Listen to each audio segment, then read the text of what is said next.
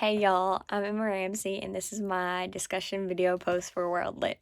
And so in this discussion post, I'm going to be talking about the Kebra Nagast, which is a piece of literature from the 14th century.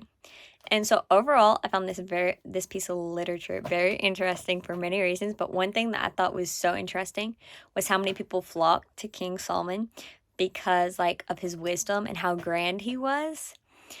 And I just thought that was interesting that people from all over the world traveled to soak up his wisdom. Because, you ain't hearing of that now. Nobody's traveling across the world just to hear someone speak wisdom like they did for King Solomon. And he was so wise that the Queen of the South fell in love with him through stories that she heard from her servant.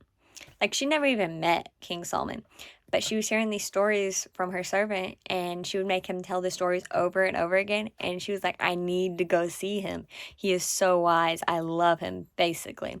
And that's just crazy and really surprising.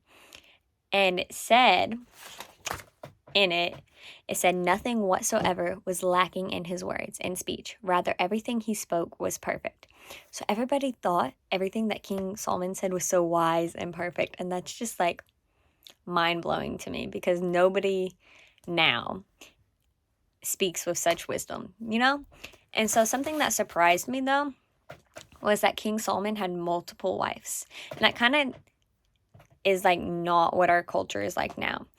And so it doesn't link to our culture in that way because we don't have multiple wives. We have one wife, at least here in North America and the USA. But King Solomon, I think it said, had 600 wives. That's a lot of wives. And so that's really surprising to me that he had 600 wives. And then this whole little piece of literature kind of relates to the Judeo-Christian culture in many ways.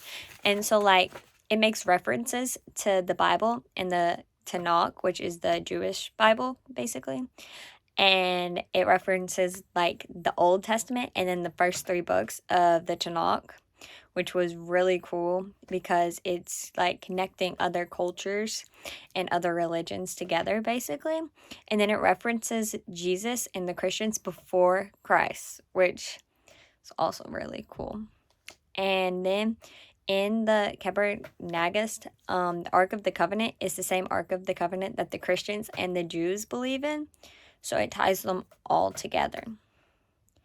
So yeah, that is everything that I loved about the Kebra Nagast and how it related to the Judeo-Christian culture now.